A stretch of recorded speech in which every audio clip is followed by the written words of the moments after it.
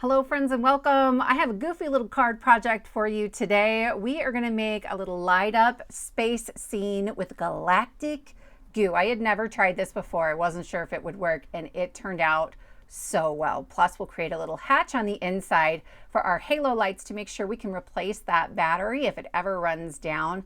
I absolutely adore this card and I can't wait to share it with you. I'm using new products from Trinity Stamps. They showed these off at Creativation in the shared booth they had with Pear Blossom. So we have the tiny astronaut and then UFO Hello, and that center piece is designed to work with that halo light. It has an alien you can stick in there, so many options. This is the Starfield letterpress plate. That's new for Trinity, and you can put it through your letterpress, but we're gonna hot foil it. And then wishing you an astronomical birthday. It's from the Astronomical Gnomes. Merry Gun Fun just used this in Craft Roulette on Friday.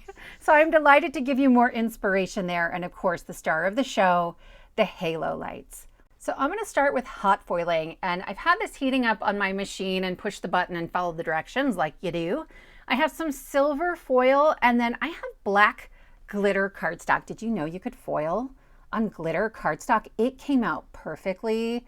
Letterpress plates and better press plates, I think hot foil better than like old school standard hot foil plates. So even if you don't have a better press, these are a really great option. And then I'm just using a black marker and going around the outside edge. We're using a black card base, black glitter cardstock. I don't want white showing around the edges.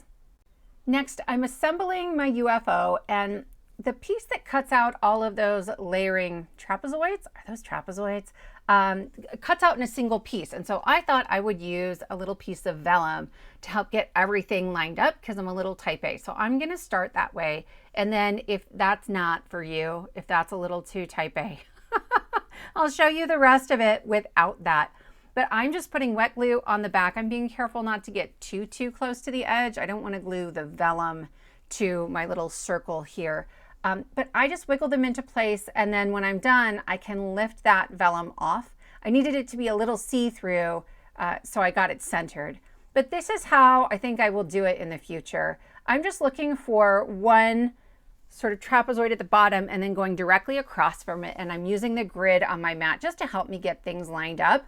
And then I'm filling in the pieces in between, and that was easy enough. Is it perfect? No.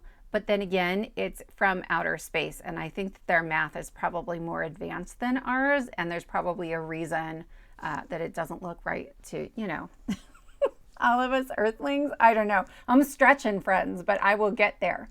So here it is, and I've just used like a metallic foil cardstock, and because of that, I didn't want to try to glue these little accent pieces on there with wet glue. It doesn't like to grab really quickly onto shiny things. And so I put some rip and stick sheet, it's just a double-sided adhesive on the back, and that die cuts them all out at the same time. I cut it one more time out of some matte silver cardstock, and I popped those into the middles. Those I did use just regular wet glue because the card circle, the base of it, is just regular cardstock. So there we go, it's nice and shiny.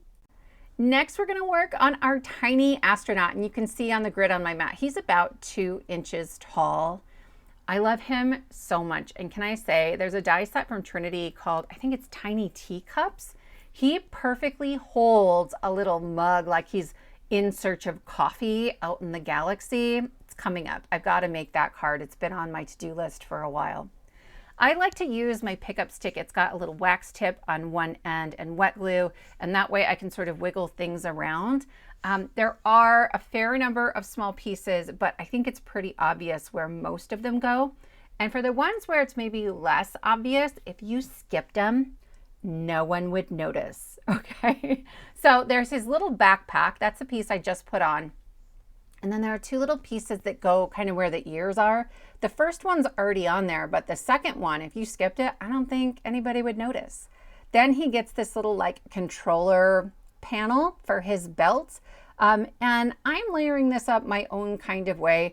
There are some itty bitty, teeny tiny pieces that you can put on there as the buttons. And quite frankly, I lost one. So we're gonna use a pen for that part. But I did put 2 of them on there. I like that I've got some dimension, some texture. The goal is to make it so you push on that control panel to light up the card.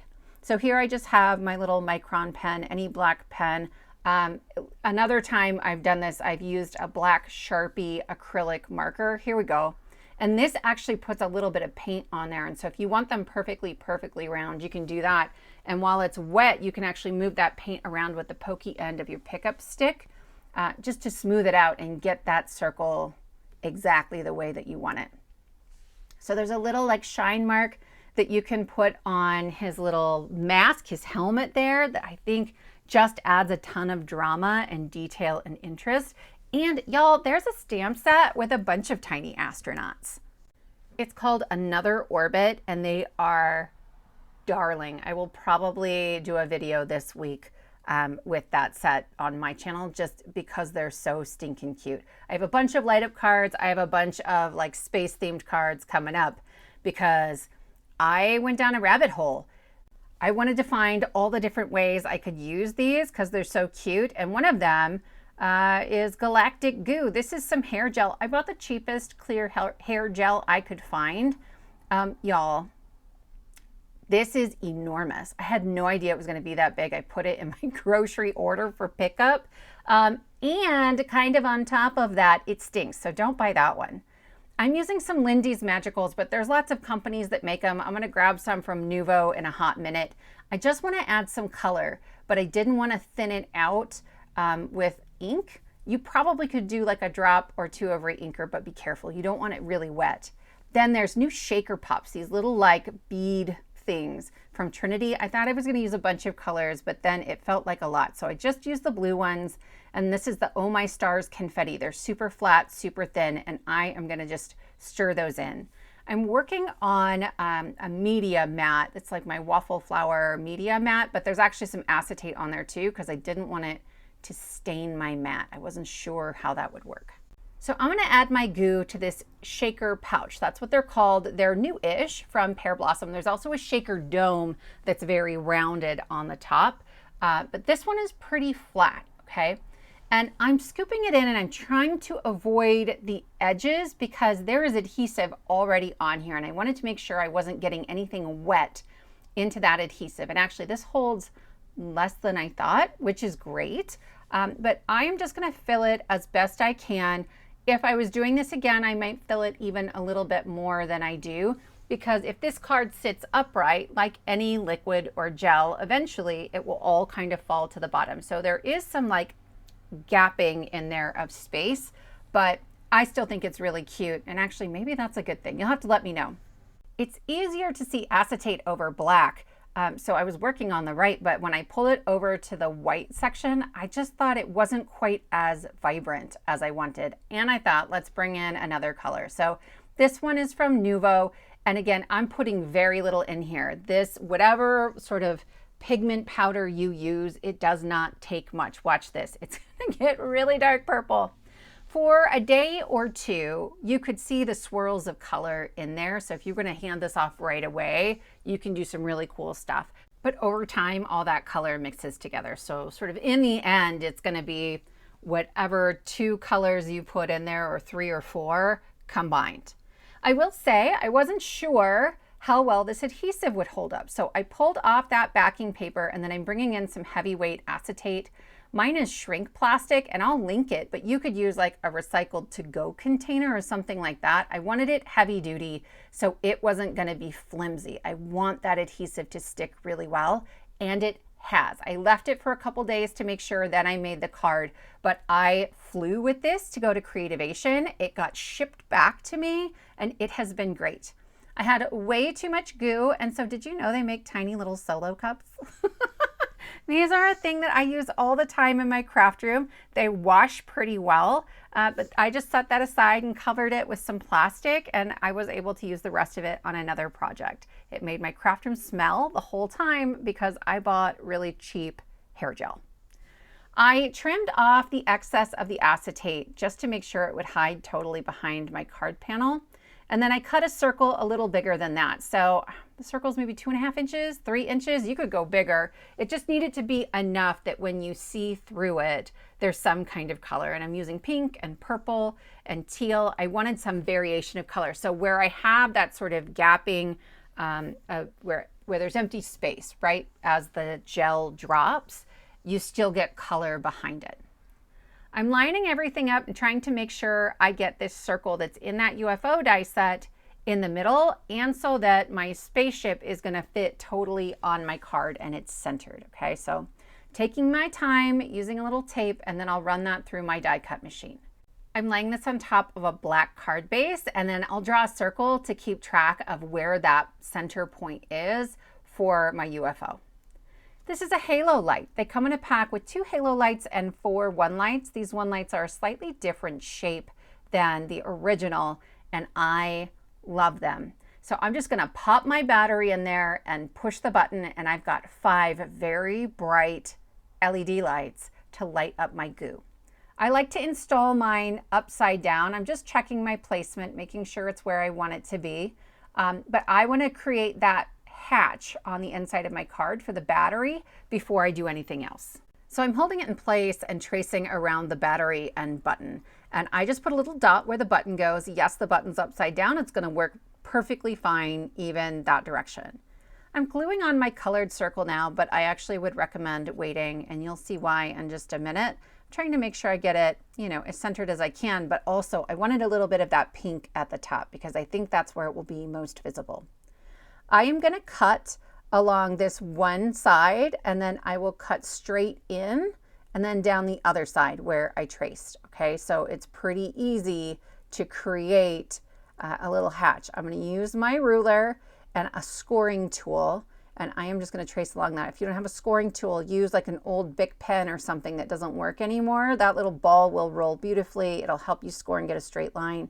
I might have scored further in if that circle wasn't already glued down.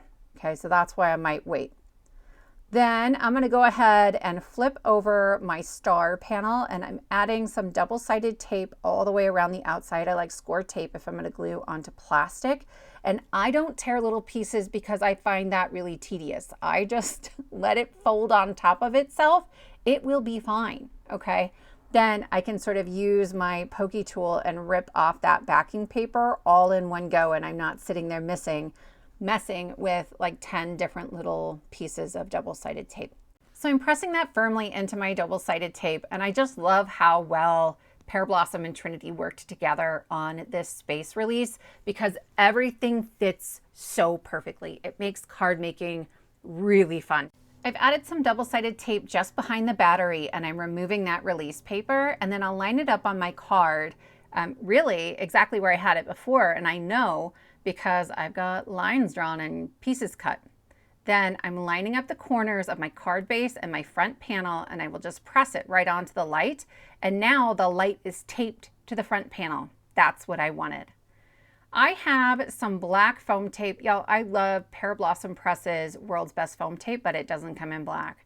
So I doubled up some regular foam tape. You do need to double it here or it's not going to be thick enough. And I am putting it everywhere that I won't have lights or a battery pack. Then I'll stick it in the corner of my Misty, and I'm going to add a little bit of wet glue. Pear Blossom's foam tape is removable and repositionable for 30 minutes, but this is not. This stuff will be stuck forever. So I added glue to give me some wiggle room, and I'm going to line this also in the corner of that Misty to try to make sure I get my placement just right. You can see how nervous I am. Y'all, I should have just used the Pear Blossom foam tape and then used a black marker around the outside edges to make it black, but I didn't think about it at the time.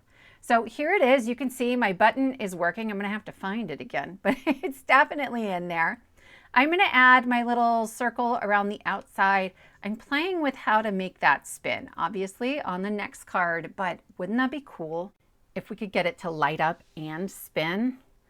I'm going to add a sentiment to the bottom of this. So here's our astronomical gnomes wishing you an astronomical birthday. I love that there's a happy belated birthday because that's probably me.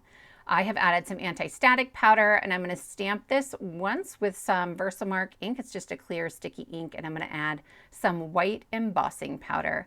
I like to tap this off very gently and then add some more and tap it off again. I have my heat tool really hot because mine is super fine embossing powder, and if I overheat it or I leave it on there too long, it will just seep into the paper and kind of disappear.